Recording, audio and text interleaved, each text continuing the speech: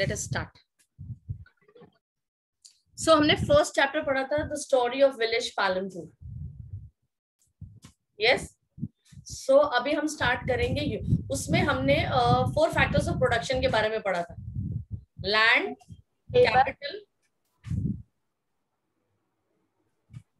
Capital, human resource, labour.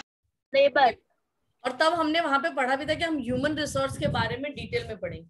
Human resource means human beings which are trained and skilled in such a manner that they can be productive, okay, or they can be beneficiary for any production unit.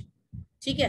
अब human resources मतलब ऐसे लोग जो certain talents और skills के साथ होते हैं, जो उस प्रोडक्शन प्रोसेस को या उस एक्टिविटी को एनहांस करते हैं, यानी एड ऑन करते हैं उसकी क्वालिटी या लेवल में. आया समझ में? यस. ओके.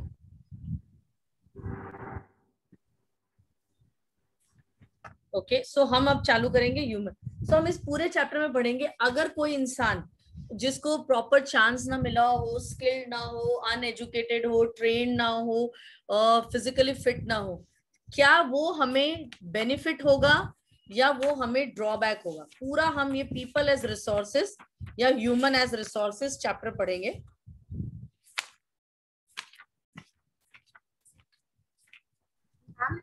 हाँ जी. हम आप हिस्ट्री का चैप्टर 2 कब करवाओगे? हिस्ट्री का चैप्टर 2 कौन सा वाला? बोला था ना हिस्ट्री का चैप्टर 2 हम स्टार्ट करने वाले हैं. निर्मित क्या बोल रहे हो बेटा? मैम आपने बोला था हम फाइनली हिस्ट्री का चैप्टर 2 स्टार्ट करने वाले हैं. हाँ, पर बहुत सारे बच्चों का शायद उन लोगों ने सेंटर पे भी शेयर किया है. बहुत सारे बच्चों का डिमांड आया कि उनके यूटी में पहले ये चैप्टर आ रहा है. ये बहुत लंबा नहीं है, ये हो जाएगा तो कर देंगे. अगर आप बुक में भी देखोगे तो है, बट बहुत इजीली समझ में आ जाएगा आपको. ये बहुत, इसमें स्टोरीज ज्यादा है. Okay. I think so Wednesday, Friday, next Monday तक तो I be able to finish it. फिर ऐसा होगा तो हिस्ट्री का स्टार्ट कर दूंगी. ठीक है. Now the chapter people as resources in an effort to explain population as an asset for the economy rather than the liability. अब इसमें क्या है, जो हमारे देश के पीपल हैं, PEOPL, a country is made up of people. Do you agree? Yes, ma'am. A country is made up of people. Yes? Yes, ma'am. Yes, ma'am. Camera ma'am आपका व्हाइट बोर्ड बहुत ब्लर दिख रहा है. बेटा कुछ खास लिखा नहीं है उसके ऊपर मैंने, है ना, सिर्फ एक वर्ड पीपल लिखा है. ठीक है. अब country is made up of people. See, if your people, you want your people to give their 100%, यानी वो उनके कैलिबर का और उनके टैलेंट का और कैपेसिटी का 100% दे, तो it will be benefited for any country. क्योंकि वो अपना सारा दिमाग, energy, quality, talent, skills use कर रहे हैं कंट्री की इकोनॉमी को सपोर्ट करने के लिए, which in result will uplift their standard of living. अगर एक देश का टोटल इनकम या इकोनॉमी अच्छा होगा तो वहां के लोगों का स्टैंडर्ड ऑफ लिविंग भी अच्छा होगा. हम इस पूरे चैप्टर में देखेंगे कि जो देश के लोग होते हैं वो किसी भी देश के लिए asset, asset is your goodwill. हमने लास्ट टाइम पढ़ा था ना कि land is an asset. Last chapter में पढ़ा था ना, land is an asset. Yes, ma'am. Asset मतलब आप लॉन्ग टाइम तक उसे यूटिलाइज करते रहते हैं बार बार. Yes, ma'am. हम क्या चाहते हैं कि जो हमारे देश के लोग हैं, किसी भी देश के लोग हैं, वो उस देश के लिए एसेट होने चाहिए. मतलब वो लोगों का अपना खुद कमा सके, कंट्रीब्यूट कर सके कंट्री के प्रोडक्शन को, ना कि लायबिलिटी. लायबिलिटी मींस अगर फिजिकली फिट नहीं होंगे, अनएजुकेटेड होंगे, कोई स्किल डेवलप नहीं होगा, तो कुछ भी काम नहीं कर पाएंगे. Yes, ma'am. तो उल्टा उनको बैठ के हमें फीड करना पड़ेगा, तो वो हमारे लिए लायबिलिटी होगी. मतलब हमारे वहां ऐसी पॉपुलेशन ज्यादा हो जाएगी, डिपेंडेंट पॉपुलेशन, जो अपने लिए कुछ कमा नहीं सकते बट दूसरों के ऊपर डिपेंडेंट है. ठीक है. ये दिया, हीर, हेतवी, एंजल, मानव, इनको कैमरा के लिए कैसे इनविटेशन देना पड़ता है। हीर तो पता नहीं क्या हो गया, पहले तो हमेशा ऑन रखती थी, ऐसे इनविटेशन लिख के देना पड़ता है। मैम मेरा कैमरा ऑन है। ऐसे मैम मेरा कैमरा ऑन। जब तक फोटो ना दिखे तब तक कैमरा ऑन नहीं होता मेरे लिए, और क्यों नहीं दिख रही वो तुम्हें देखना है, ठीक है। सो हम इस पूरे चैप्टर में पढ़ेंगे विद सर्टेन एग्जाम्पल कैसे अगर लोग हैं जो पीपल ऑफ द कंट्री है, if they get enough fair chance to grow and develop, they can become asset for the country. If they don't get or don't utilize it, they become the liability. Liability in the sense वो dependent अपने livelihood के लिए उस देश के ऊपर, ना कि वो देश को support कर रहे हैं। Okay, population becomes human capital when there is investment made in the form of education, training and medical care. हम अब ये पॉपुलेशन को ह्यूमन कैपिटल कैसे बनाए। कैपिटल मतलब इन्वेस्टमेंट होता है, हमने पिछली बारी में पढ़ा था। कैपिटल से आप क्या क्या खरीदते हो, working capital and fix capital, याद आया। फिक्स कैपिटल में लैंड मशीनरी आप एक बार खरीद लेते हो, फिर सालों तक उसको यूटिलाइज करते रहते हो। इसी तरीके से अगर आप लोगों के ऊपर एजुकेशन पे, आपके पेरेंट्स एजुकेशन पे पैसा खर्च कर रहे हैं ना आपके ऊपर, यस मैम। क्या एक्सपेक्टेशन है आपसे, क्या बड़े होके अपने लाइफ में सक्सेसफुल बनो, अच्छी जॉब करो, अपने आप को प्रूव करो। Yes yes ma'am. so that in future after 10 years you live a good life because you are educated, you get good job and you are able to maintain a good lifestyle. yes अगर आपके पास पैसा है और basic years में अभी आपको health facilities enough अच्छे से मिल गई, जैसे हमें पता है हमें कोई भी तकलीफ होती है तो we can go to doctor, we afford to go to doctor, we afford to take treatment, we afford to take good healthy food. Mummy पीछे पड़ी रहती है, जंक फूड मत ऑर्डर करो, स्विगी को मत बुलाओ, जोमेटो को मत बुलाओ, ये मत खाओ, बट हमारे तो कान में कुछ घुसता ही नहीं है। ऐसा नहीं कुछ होगा तो फिर ऐसे मुंह फुला के कोने में बैठ जाएंगे, आप तो समझते ही नहीं हो कुछ ऐसा। अरे भाई हम तो सभी कुछ समझते हैं, तुम्हें आज से 10 साल बाद पता चलेगा ऐसा, ठीक है। तो अगर फिजिकली आप फिट नहीं होगे, आपको खुद को जिस दिन आपकी थोड़ी भी तबीयत खराब होती है, आपको लगता है कि आप अपने अपने रूटीन के डेली काम अच्छे से कर पाते हो। चलो किसी और का तो छोड़ो, नो मैम, सपोज तबीयत ढीली है आपकी, you are not fit and fine, उस दिन देखना सब चीज स्लो हो जाता है मैम, वीकनेस आ जाती है, बहुत हो जाते हैं। क्या निर्मित, वीकनेस आ जाती है। हाँ, सो आपको मूड ही नहीं आता, आप अपना 100% चाहे पढ़ने बैठे हो, इवन आप मतलब किसी चीज में आपको मूड ही नहीं आता, you can not give your 100% to that. Do you agree that अगर इसी तरीके से जो आदमी काम करने जा रहा है वो फिजिकली फिट नहीं है, उस दिन तबीयत खराब है, क्या वो अपना 100% देगा? No ma'am. No ma'am. So ये सब चीजें अगर हम एजुकेशन, ट्रेनिंग और जो मेडिकल केयर पे पैसा लगाते हैं वो ह्यूमन के ऊपर इन्वेस्टमेंट है। आज बेसिक ईयर्स में आपके ऊपर पैसा इन्वेस्ट कर रहे हैं इसलिए कि कुछ सालों बाद जब आप बड़े हो जाओगे आप रिटर्न कर पाओगे उसे, यू विल और your parents will get in return जो इन्वेस्टमेंट या जो खर्चा वो आपके ऊपर आज कर रहे हैं, ठीक है ना। So that is investment.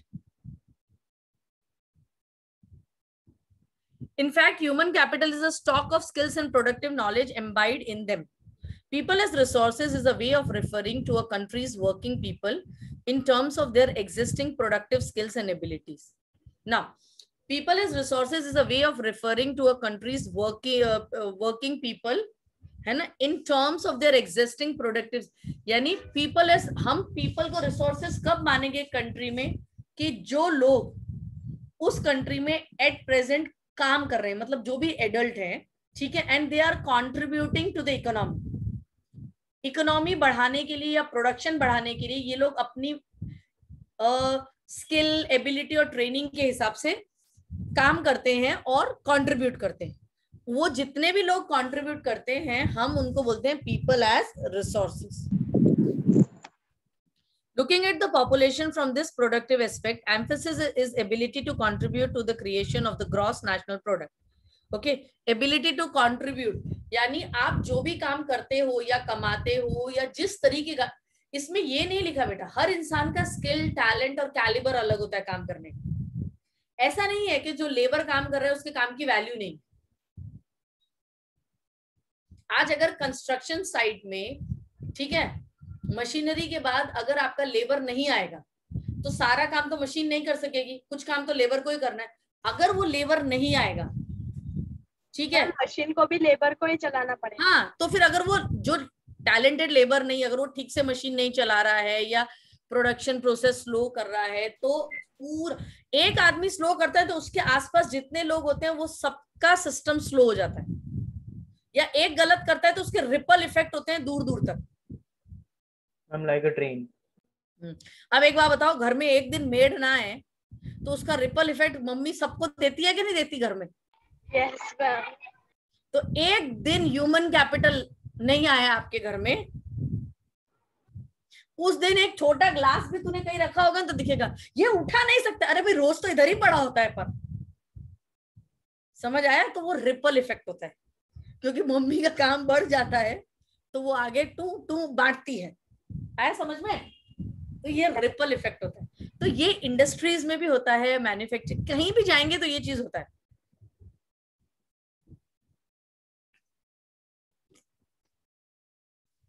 Ripple effect होता है। अब एक चीज और, ये रिपल इफेक्ट हुआ। अब ऐसे ही हम लोग जब कंट्रीब्यूट करते हैं तो हमारे देश की इनकम बढ़ जाती है। Like other resources, population is also a resource, a human resource. This is the positive side of large population that is often overlooked when we look only at a negative side, considering only the problem of providing the population with food, education, and access to health facilities. Normally, people, log kya dekhte hain in around the world, कि country is having, if a country is having a huge population, always people look at it in a negative way. इतने सारे लोग हैं, इतनी high population है, इतने लोगों को खाना देना पड़ेगा, इतने लोगों को एजुकेशन देना पड़ेगा, like that, so much of investment. Yes, in the basic years it's like an investment, but in the long run if you invest, अभी कुछ सालों में आप उन पे पैसा और एनर्जी और टाइम लगाओगे, after few years this new generation, like the children like you, if they are educated, physically fit, mentally healthy, what will do after 10 years? They will give their 100% when they come to work, क्योंकि उनके पास knowledge होगा, talent होगा, skill होगा, physically fit होंगे, तो अच्छे से काम करेंगे. मे बी अभी बहुत डिफिकल्टी लगती है क्योंकि बहुत ज्यादा इन्वेस्टमेंट लग रहा है, but it is a long term planning. Yes ma'am, future में हेल्प होगी. हाँ. When the existing human resource is further developed by becoming more educated and healthy, we call it human capital formation. That adds to the productive power of the country, just like physical capital formation. Investment in human capital through education, training, and medical yields a return just like investment in physical capital. जैसे आप कोई land लेते हो, कोई factory लेते हो या कोई मशीनरी लेते हो, वो फिजिकल कैपिटल है. आप एक बार उसमें पैसा लगा देते हो तो आपको फिर रिटर्न मिलता रहता है ना काफी सालों तक. अगर वो मशीन है तो बहुत सालों तक प्रोडक्शन करती रहेगी, करती रहेगी, करती रहेगी. Yes ma'am. अगर आपकी वो बिल्डिंग है तो बहुत सालों तक आपको किसी और जगह जाके रेंट नहीं पे करना पड़ेगा और वो बिल्डिंग में आपकी फैक्ट्री या मशीनरी चलती रहेगी, है ना. तो ये सब आपको बहुत सालों तक इन्वेस्ट. सेम वे एक बार ह्यूमन कैपिटल में अगर इन्वेस्टमेंट कर दोगे तो बहुत सालों तक रिपल इफेक्ट आएगा, but it is a time process. आप ऐसे क्विक नहीं आएगा, जबकि इंडस्ट्रीज में क्विक आ जाता है. फिजिकल कैपिटल में आज मशीनरी लाके सेटअप की, कल से चालू किया तो परसों से चालू हो जाता है, बट ह्यूमन कैपिटल में ऐसा नहीं होता. It is a long term process. Yes ma'am, because quantity ज्यादा होती है. क्वांटिटी नहीं बेटा, टाइम पीरियड ज्यादा होता है.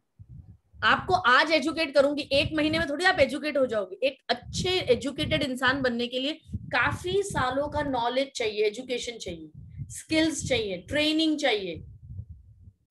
यस. अब एक डॉक्टर बनने के लिए आपको 12th के बाद मिनिमम 9 इयर्स की पढ़ाई चाहिए. क्यों चाहिए? तब आप एक ऐसे डॉक्टर बनोगे जो लोगों की ट्रीटमेंट कर सके. बट अगर एक डॉक्टर कोई हॉस्पिटल खोलता है तो एक्सरे मशीन लगाएगा, आज फिट करेगा, कल से वो मशीन एक्सरे निकाल के वो पैसा उसको रिटर्न मिलने लगेगा. आया समझ में? तो वो फिजिकल कैपिटल हुआ. Yes ma'am. This can be seen directly in the form of higher incomes earned because of higher productivity of more educated or better trained person, as well as higher productivity of healthier people. Now, इसमें जितने भी blue box है हम सब पढ़ेंगे.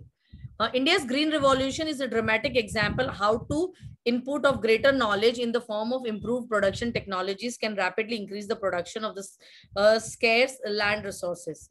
India's IT revolution is a striking instance of how the importance of human capital has come to acquire the higher position than that of material, plant and machinery. आज की date में, from last 1.5 year after this pandemic, technology और IT का use बच्चा बच्चा कर रहा है कि नहीं? पहले इतना ज्यादा नहीं था. अभी तो मम्मी सामने से बोलती है फोन ले ले चलेगा, मोबाइल डेटा यूज कर ले चलेगा. पहले तो फोन लिया है तूने, अभी कुछ पढ़ना नहीं है, कुछ नहीं करना, 24 घंटे फोन में. अभी तो बेचारी बोलती नहीं, चुप रहती है. एक मिनट बेटा.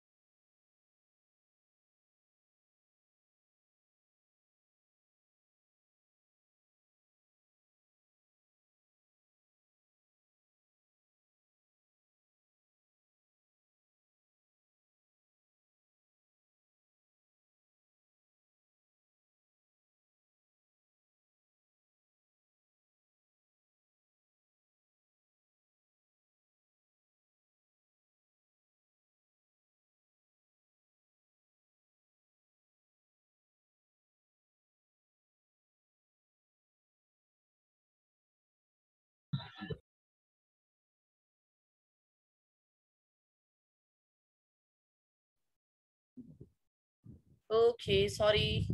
Let us continue. चलो ना, अब हम लोगों ने देखा ग्रीन रिवॉल्यूशन था, वो एक एग्जाम्पल था। हमने with the development of technology and too much of human power we were able to increase the production of food grains to satisfy the people. तो ये एक एग्जाम्पल है कि हमारे ह्यूमन रिसोर्स ने हेल्प किया तो हम लोग प्रोडक्शन बढ़ा सके। ओके ना, अब ये रहा, यहाँ पे एक एग्जाम्पल कार्टून्स दिए हैं आपको, नेक्स्ट पेज में दिया है here are the human capital. Human capital में आप कहाँ कहाँ लगा सकते हैं, डॉक्टर्स, इंजीनियर्स, टीचर्स, टेलर्स।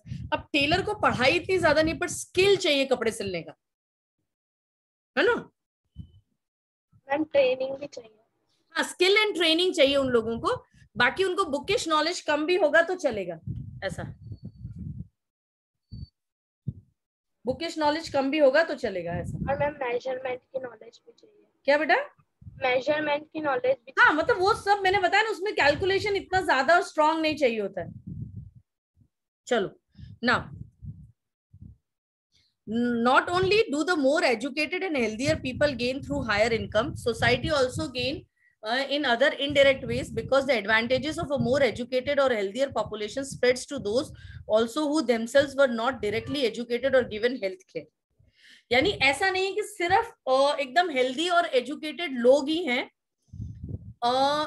जो इस देश के प्रोडक्शन को बढ़ा सकते हैं, but there are people who are associated with this profession also can lead to the growth. Okay, in fact human capital is in one way superior to other resources like land and physical capital. Human resource can make use of land and capital. Land and capital cannot become useful of its own. अब land और capital के लिए हमें बंदे चाहिए, humans चाहिए जो इनको यूटिलाइज करें। ये लोग अपने आप नहीं कर सकते। आपने एक बिल्डिंग बना ली है, सपोज लैंड है आपके पास, आप उसके ऊपर एग्रीकल्चर नहीं करोगे या कोई प्रोडक्शन नहीं करोगे, ह्यूमन पीपल मींस लोग इन्वॉल्व नहीं होंगे तो उसकी प्रोडक्टिविटी कभी हमें मिलेगी ही नहीं। वो ऐसे ही पड़ा रहेगा। कुछ तो करना पड़ेगा ना ह्यूमंस को जाके उसके ऊपर, या तो इंडस्ट्री लगाओ या एग्रीकल्चर करो या डेयरी फार्मिंग करो या कैटल रियरिंग करो, कुछ तो यूटिलाइजेशन करना पड़ेगा उस लैंड का। Yes ma'am. और वो कौन करता है? ह्यूमंस करते हैं।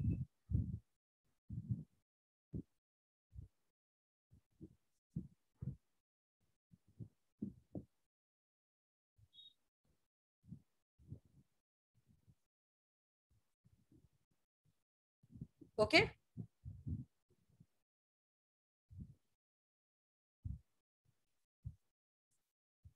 अब नेक्स्ट हुआ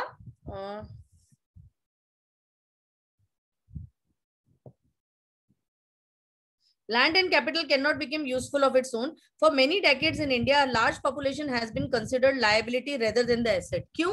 बहुत सालों तक हमारी पॉपुलेशन हमें लायबिलिटी लग रही थी। उसका रीजन क्या था? बिकॉज हम उनकी एजुकेशन, उनके हेल्थ सेक्टर पे इन्वेस्टमेंट ही नहीं कर रहे थे। But a large population need to be a burden for the economy.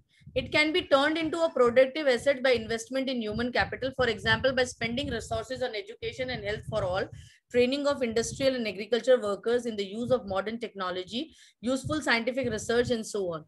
यानी हमने बहुत सालों तक क्या किया? प्रोडक्शन बढ़ाना है, बढ़ाना है, बढ़ाना है, बढ़ाना है, मशीनरीज इन्वेस्ट कर दी, ये सब कर दिया, बट हमने ह्यूमंस को ट्रेन नहीं किया, उनके हेल्थ सेक्टर पे नहीं देखा। इसकी वजह से जो ग्रोइंग पॉपुलेशन थी, instead of becoming our asset, it become liability of us. Understood? It become the liability of us. The two following cases illustrate how people try to become more productive resource. अब यहाँ पे दो stories दिए, stories of सकल and story of विलास। ये दो stories दिए जिससे हम कंपेयर करेंगे और हमें पता चलेगा कैसे स्टोरी में पीपल हैव बिकम रिसोर्सेज और लायबिलिटीज। स्टोरी पढ़ने के बाद हमें पता चलेगा वो हमारी लायबिलिटी बने के रिसोर्सेज बने। मैम व्हाट इज सकल? हाँ, ये नाम है खाली। निर्मित, ये स्टोरी पढ़ दोगे फटाफट?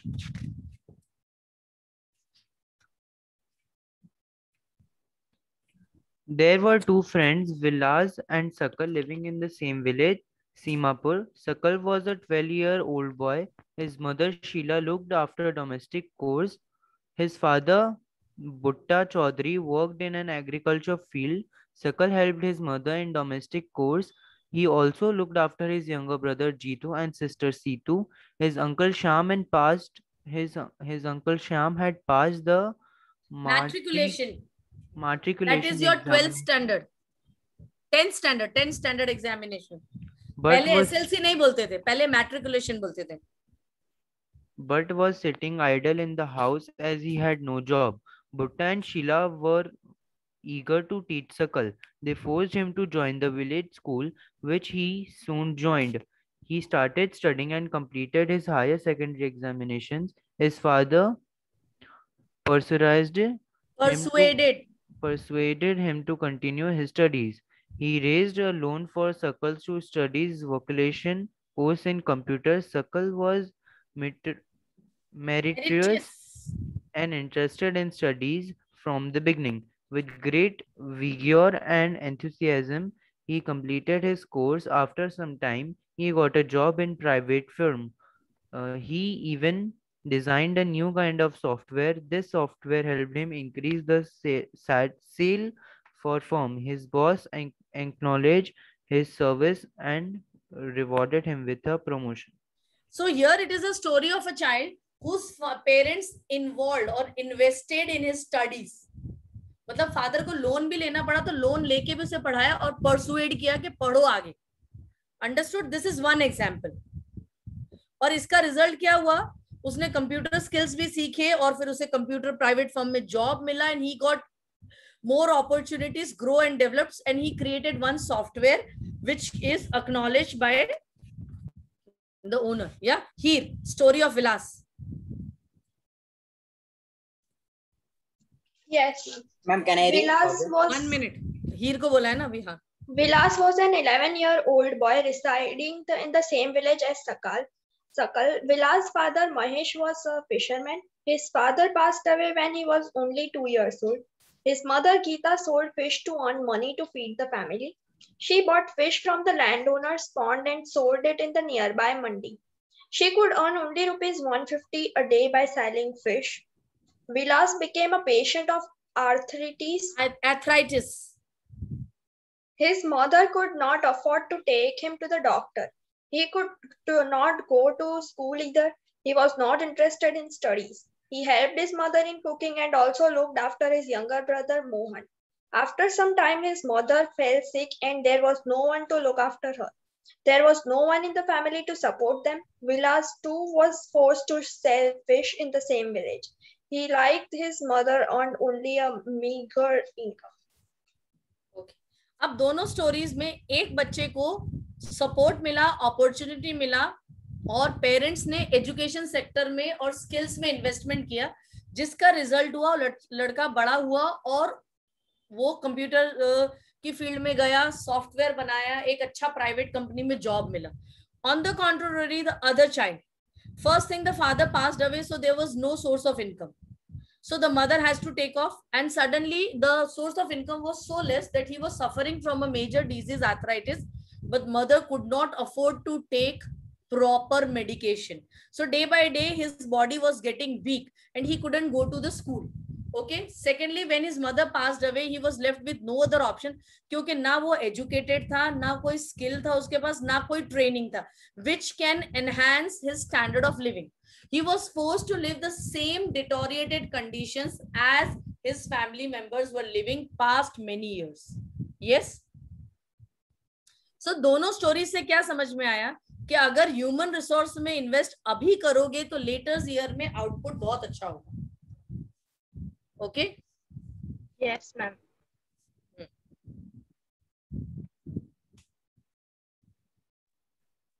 Ma'am, what is the meaning of word meager? जोर से बोलना बेटा. Ma'am, MEAGRE. कहाँ पे है? Ma'am, second last word is story of merger income means minor, minimum, very small. Okay, ma'am. अब 150 रुपीज पर डे के हिसाब से 30 डेज में सिर्फ 4,500 रुपए होते हैं. Ma'am, what is the meaning of arthritis? बेटा वो एक डिजीज है, आपकी बोन्स और उससे रिलेटेड हो जाती है. बहुत ज्यादा मुझे उसके बारे में नहीं पता. It is a medical term. But आपके बॉडी को वीक कर देती है अगर प्रॉपर ट्रीटमेंट ना मिले तो आर्थराइटिस से। जॉइंट से रिलेटेड होता है, बोन से रिलेटेड। मेरी दादी को है। हाँ, जॉइंट से रिलेटेड होता है ना वो। यस मैम, वो एक्चुअली एक पार्ट के बॉडी में से दूसरे पार्ट में चला जाता है मैम, वो बहुत कभी खत्म नहीं होता। हाँ, मूव होता रहता है जगह जगह। यस मैम, कभी खत्म नहीं होता। डिफरेंट जॉइंट्स में चला जाता है। Yes ma'am. Do you notice any difference between the two friends? What are those? Okay, हमने discuss in the two case studies we saw Sakal went to school and Vilas did not. Sakal was physically strong and healthy. क्यों? क्योंकि parents अच्छा कमा रहे थे तो अच्छा खाना भी दे सकते थे, और अगर थोड़ा भी बीमार हुआ तो मेडिकल ट्रीटमेंट अफोर्ड कर सकते थे। There was no need for him to visit the doctor frequently. Vilas was a patient of arthritis. He lacked the means to visit the doctor. Sakal acquired a degree in computer programming. Sakal found a job in private firm while Vilas continued with the same work as his mother. He earned a merger income like his mother to support a family. In the case of Sakal, several years of education added to the quality of labor. उसका father तो labour ही थे, सकल के father, but उन्होंने क्या किया, अपने बेटे की एजुकेशन में इन्वेस्ट किया। लोन भी लेना पड़ा तो लोन भी लिया, है ना? Yes. अगर आपको कोई बिजनेस स्टार्ट करना होता है या कोई ट्रैक्टर एग्रीकल्चर के लेना है, कोई मशीनरी, तो आप लोन लेके भी लेते हो ना, Yes, ma'am. इन्वेस्ट करते हो ना, तो लॉन्ग रन में क्या होता है, फिर आपका प्रोडक्टिविटी बढ़ जाता है। Yes, ma'am. In the case of Sakal, several years of education added to the quality of labor. This enhances total productivity. Total productivity adds to the growth of the economy. अब क्या हुआ, उसको अच्छा job मिला, अच्छा income आया, तो standard of living improve हुआ, everything, and he was able to contribute to the country. On the contrary, अगर आप विलास को देखो तो उसकी लाइफ में कोई चेंज नहीं था, उल्टा कंडीशन डिटोरिएट हो गई। This in turn pays an individual through salary or in some other forms of this choice. In case of Vilas, there could not be any education or healthcare in the early part of life. He spent his life selling fish like his mother. Henceforth, he draws the same salary of unskilled labor as his mother. तो विलास को कोई skill नहीं मिला, कोई वो education नहीं मिला, कुछ नहीं मिला, तो उसके लिविंग स्टैंडर्ड और अर्निंग इनकम में कोई फर्क नहीं है। जो उसकी माँ कमाती थी सेम वो वही कमाता रहा। And there was no investment in him. किसी भी तरीके का पेरेंट्स ने इन्वेस्टमेंट किया एजुकेशन में, स्किल में, हेल्थ में, सो आपको रिटर्न्स कहां से मिलेंगे? Investment in human resources can give higher rates of return in future. This investment on people is the same as investment in land and capital. So land और capital में जैसे आप इन्वेस्ट करते हो और आपको रिटर्न्स मिलते हैं, मे बी लैंड और कैपिटल के रिटर्न्स बहुत क्विक होते हैं, ह्यूमन रिसोर्स में इन्वेस्टमेंट थोड़ा सा टाइम कंज्यूमिंग होता है, but definitely they give you hire returns. A child too with investment made on her education and health can yield a higher return in future in the form of higher earning and greater contribution to the society. Educated parents are found to invest more heavily on the education of their child. This is because they have realized the importance of education from themselves. तो काफी parents ऐसे होते हैं जो शायद बहुत ज्यादा educated ना भी हो, but they have realised the importance of education, so they are investing very high in their children for education, because उनको पता है आज हम इन्वेस्ट कर रहे हैं, अभी रिटर्न्स नहीं भी आ रहे, बट लॉन्ग रन में वो रिटर्न्स आएंगे। It's not only monetary returns, its success in your life. आप लोग भी तो अपनी लाइफ में सक्सेसफुल होगे, एक अच्छी पोस्ट पे काम करोगे, अच्छे डेजिग्नेशन पे काम करोगे, एक अच्छा इनकम होगा, एक अच्छी सैलरी होगी, एक अच्छा स्टैंडर्ड ऑफ लिविंग होगा, you will be able to satisfied your wants also. Understood? They are also conscious of the proper nutrition and hygiene. They accordingly look after their children's needs for education at school and good health. A virtuous cycle is thus created in this case. In contrast, vicious cycles may be created by disadvantaged parents who themselves uneducated and lacking in hygiene. Keep their children in a similarly disadvantaged state.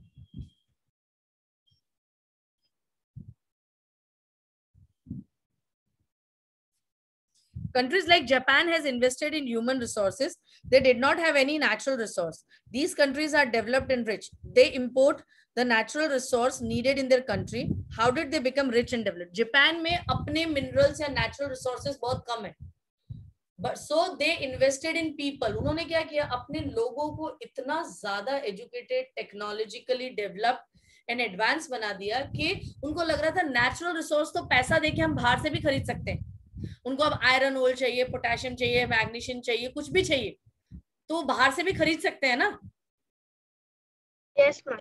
तो उन्होंने सारा पैसा, energy अपना human resource, और आज अगर आप देखो तो Japan is, though being a very small country as compare to other developed countries, the growth rate is very high, the development rate is very high. They have invested on people, especially in the field of education and health. These people have made efficient use of their resources like land and capital. Efficiency and the technology involved by people have made this country rich and developed. ये example दिया, इसमें ज्यादा दिमाग नहीं लगाना है. Next topic is economic activities by men and women. यहाँ तक clear हो गया? सिर्फ यहाँ पे आपको इतना ही समझाया गया है कि ह्यूमन रिसोर्स क्या है और उसमें कैसे इन्वेस्ट किया जाता है और उसके आउटकम्स क्या आते हैं, with 2 stories. Yes Yes, ma'am. Yes. Economic activities by men and women. अब economic and non economic activities. Economic activities यानी वो एक्टिविटीज जिसके लिए आपको पे करते हैं. आपकी मम्मी घर में खाना बनाती है, वो इकोनॉमिक एक्टिविटी है, नॉन इकोनॉमिक एक्टिविटी? Non-economic. क्योंकि हम तो मम्मी को कोई सैलरी थोड़ी पे करते हैं, करते हैं ना? No ma'am. बट अगर किसी किसी के घर में कुक आते होंगे बाहर से, तो आपको कुक को मंथली सैलरी देना पड़ता है, वो भी आके खाना ही बनाता है घर में. So that is economic activity. So economic activities are activities which are paid, and non-economic activities are activities which are not paid on monetary basis, जिसका कोई पैसा नहीं लगता है.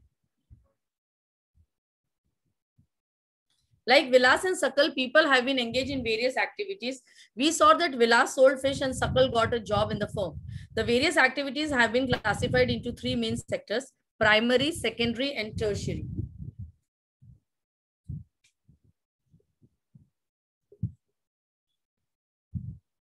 प्राइमरी सेक्टर यानी ऐसा सेक्टर जो सबसे बेसिक है और मोस्टली लैंड से कनेक्टेड है. It can be an agricultural activity और anything which is directly related to land, that comes in the category of primary activity. Secondary activity are those activities which use this primary activity में आप जो भी produce करते हो वो secondary activity use करती है as a raw material. Suppose यहां आप शुगर केन उगाते हो, ठीक है, प्राइमरी एक्टिविटी में. ये शुगर केन फैक्ट्रीज में जाती है जहां से शुगर बनती है, जैगरी बनती है. Yes, ma'am. तो this is secondary. And ma'am, tertiary activity is the service sector, जो इन दोनों को जोड़ने का काम करती है. अब यहाँ शुगर केन उगा के यहाँ फैक्ट्री तक लाना पड़ेगा. Yes, ma'am. तो ट्रांसपोर्ट करना पड़ेगा, कम्युनिकेट करना पड़ेगा, किस भाव में मिल रहा है, किस रेट में मिल रहा है, कितनी क्वांटिटी में मिल रहा है, कहाँ से हमें अच्छा मिल सकता है ना? Yes, ma'am. So this is a service sector. वहां पे प्रोडक्शन कुछ नहीं होता है, but they provide you services which can connect these 2 activities, and these 3 activities, primary, secondary and tertiary sectors, are interrelated. आपस में interrelated हैं. Yes, ma'am. मैम सेकेंडरी ये सब पढ़ा होगा आप लोगों ने 7th Yes, में ma'am. Yes, ma'am. या 8th में. Ma'am, Agriculture. हाँ, sector includes agriculture. Now primary sector में क्या आता है? Primary sector includes agriculture, forestry, animal husbandry, fishing, poultry farming, mining, quarrying. अब ये सारी एक्टिविटीज लैंड से रिलेटेड है.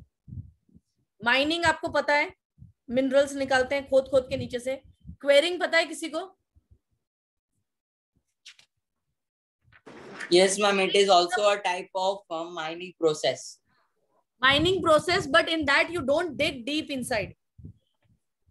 ma'am. वो ऊपर के लेवल में हम करते हैं. Yes, ma'am. Stones के लिए. ऐसा वो ऊपर के लेवल में हम करते हैं. Yes, ma'am. Now, manufacturing is included in the secondary sector. Trade, transport, communication, banking, education, health, tourism, services, insurance, etc. are included in tertiary sector. Tertiary sector में हम कुछ भी प्रोड्यूस नहीं करते हैं, हम सिर्फ सर्विसेज देते हैं. Get it? Primary and sector, secondary sector में दोनों में हम प्रोड्यूस करते हैं, टर्शरी सेक्टर में हम सिर्फ सर्विसेज देते हैं, जहां पे maximum human power is involve. The activities in this sector result in the production of goods and services. These activities add value to the national income. These activities are called economic activities. Economic activities have two parts, market activities and non-market activities. ये difference between आता है आपको, one market, two market. What is market activities and difference between market activities and non-market activities? Market activities involve remuneration to anyone who performs. Remuneration मतलब पैसा देना, मतलब आप पे करते हैं. अब इसमें बहुत तरीके हो सकते हैं. नॉर्मली आजकल के जमाने में मनी पे करते हैं, बट पहले के जमाने में रेम्यूनरेशन काइंड्स में भी हो सकता था. सपोज आप लेबर हो और किसी के घर काम करने जा रहे हो और वो आदमी के आप फील्ड में काम कर रहे हो, तो आपने एक हफ्ता काम किया, तो इंस्टेड ऑफ गिविंग यू पैसा, that person money, that person can give you 2 sacks of rice, जो शायद आपकी मेहनत के बराबर ही था. ठीक है, तो रेम्यूनरेशन कैसे ना कैसे करके उसने पे तो किया है ना उसको. Yes. अगर वो उसे पैसा भी देता तो वो मार्केट से जाके राइस ही खरीदता अपनी फैमिली के लिए. Yes, ma'am. Activities performed for pay or profit. This includes production of goods or services, including government services.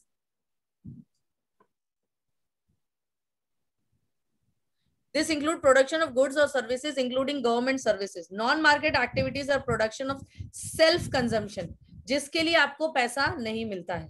This can be consumed and process of primary product and own account production of fixed asset. जैसे एक agricultural labourer है, agriculture land है farmer के पास, तो जब जो भी production होता है उसका कुछ परसेंटेज वो अपने कंजम्पशन के लिए रख लेता है ना, तो वो पार्ट हो गया नॉन इकोनॉमिक एक्टिविटी, क्योंकि उसका उसे पैसा नहीं मिलेगा. Due to historical and cultural reason, there is a division of labor between men and women in the family. ये एक मेजर रीजन है हमारे यहाँ. मेन के काम को ज्यादा वैल्यू की जाती है, वुमेन्स के काम को इतनी वैल्यू नहीं की जाती. Women generally look after domestic chores and men work in the fields. Sakal's mother Sheila cooks food, cleans utensils, washes clothes, cleans the house and looks after her children. Sakal's father Bhutas cultivates the fields, sells the produce in the market and earns money for the family. अब जैसे अब हमारे घर में है आजकल, बर्तन धोने के लिए मेड आती है, हम उसको पे करते हैं, क्लीनिंग के लिए मेड आती है, उसको पे करते हैं, है ना. पर अगर यही काम वो लॉकडाउन में 2 महीना मेड नहीं आई थी तो मम्मी ने किया हो, तो हमने मम्मी को अलग से पैसे दिए? No, ma'am. No, ma'am. Sheila is not paid for the services delivered by upbringing of the family. Bhuta earns money which he spends on rearing his family. Women are not paid for their services delivered in the family. The household work done by the woman is not recognized at the national income. क्योंकि वो national income है, वो बहुत काम करती हैं, but उसकी monetary value नहीं होती है, तो उसका कोई रोल नहीं दिखता है national income में. मैम वो हमको फीड कर रही है, हमारा मींस उनकी जो बेबीज होते हैं उनको बड़ा कर रही है, तो नेशनल इनकम हुआ ना कंट्री की तरफ, क्योंकि उनकी जो उनको पैसा देते हो, पैसा देते हो? नहीं मैम, जो कमाई, they are working recklessly for 10 to 12 hours in a day. Do you pay anything to them? National income वही होती है जिसकी monetary value हो.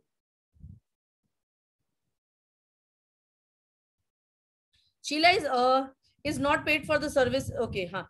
Gita mother of Vilas earned an income by selling the fish. On the contrary, जब गीता घर का काम करते हैं तो उसकी कोई वैल्यू नहीं, बट वो जब बाहर जाके फिश बेचने लगी तो उसको उसके पैसे मिलने लगे. Thus, women are paid for their work when they enter the labor market. Their earning like that of their male counterpart is determined on the basis of education and skill.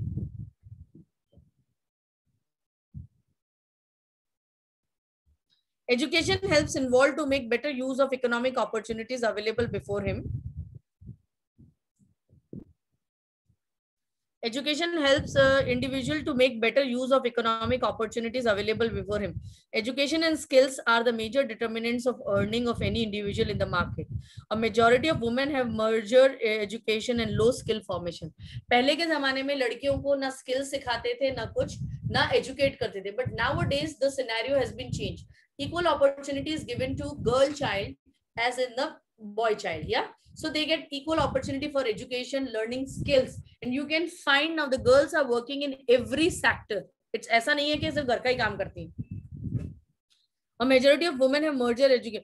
Women are paid low compared to men. Most of the women work where job security is not there. Various activities relating to legal protection is merger.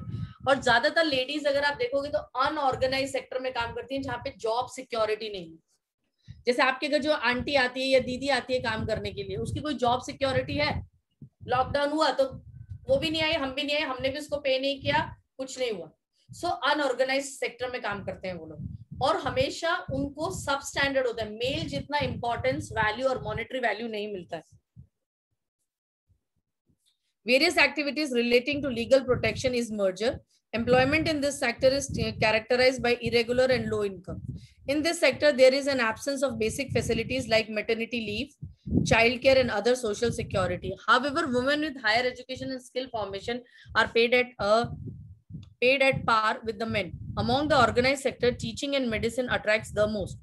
Some women have entered administrative and other services, including job that need a high level of scientific and technological competence. Ask your sister or classmate that she would like. Okay, so अब हमने इतना समझने की कोशिश की कि male female में difference है. Females are not paid as per the male, and even they don't get the chance. But nowadays the scenario has been changed.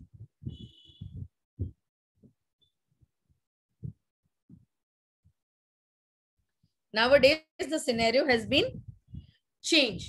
So if they get enough chance and opportunity, they can also contribute to the national income as they are working in the different sectors.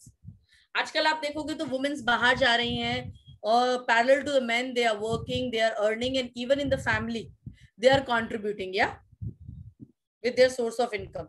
Yes. But normally पहले के जमाने में या अभी भी rural areas में mostly women you will find they are working in unorganized sectors, जहां पे उनको जॉब सिक्योरिटी नहीं है, कोई प्रॉपर लीव नहीं है. जैसे आप ऑफिस में काम करोगे तो कोई ऑफिस 5 डे वीक होते हैं या 6 डे वीक होते हैं. संडे छुट्टी होती है.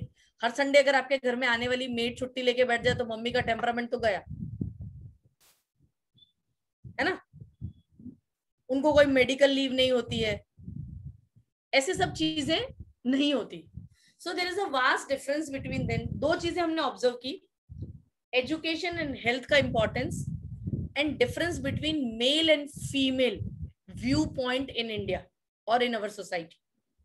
No doubt it has been started, it has started to change nowadays, but still we need to work a lot about this. इसमें कुछ ऐसा है जो अभी तक तुम्हें ना समझ में आया? No, ma'am. एक्चुअली इस चैप्टर में बहुत टाइम नहीं लगेगा, कुछ चीजें हैं जो हम लोगों को एकदम याद रखनी है बस. अब जैसे लास्ट वाले टॉपिक में economy, market and non market activity, फिर जैसे primary, secondary and tertiary sector. अब आएगा क्वालिटी ऑफ पॉपुलेशन. अब क्वालिटी ऑफ पॉपुलेशन में हम देखेंगे कि एजुकेशन से कितनी पॉपुलेशन इंप्रूव होती है, फिर उसका हेल्थ से क्या क्या बेनिफिट्स हो जाते हैं, और एजुकेशन और हेल्थ मिलके अनएम्प्लॉयमेंट के स्टेटस को कैसे सॉल्व करते हैं. सो मेजर तो 3 टॉपिक ही रह गए अगर ध्यान से देखोगे तो. सो मंडे तक ये चैप्टर खत्म हो जाएगा मोस्टली. तो मैं मंडे मतलब वर्कशीट और ये सब डिस्कशन हो जाएगा. सो नेक्स्ट वेडनेसडे से मैं सेकंड चैप्टर ऑफ हिस्ट्री. कितने बच्चों को सेकंड चैप्टर ऑफ हिस्ट्री है अभी? रशिया वाला हम आधे बच्चे तो चले भी गए. मैम हमारा तो सिविक्स में है. फेडरलिज्म क्या है? सिविक्स वाला चैप्टर फेडरलिज्म नहीं, ma'am third chapter means second chapter. Federalism ही होना चाहिए. नहीं, एक मिनट, मैं देख के बताती हूँ क्या. Ma'am constitutional design. ठीक है. यस दिया, दिया मैम हाँ मैम मुझे है सेकंड चैप्टर हिस्ट्री का. चलो, I'll end this meeting. Bye, ma'am.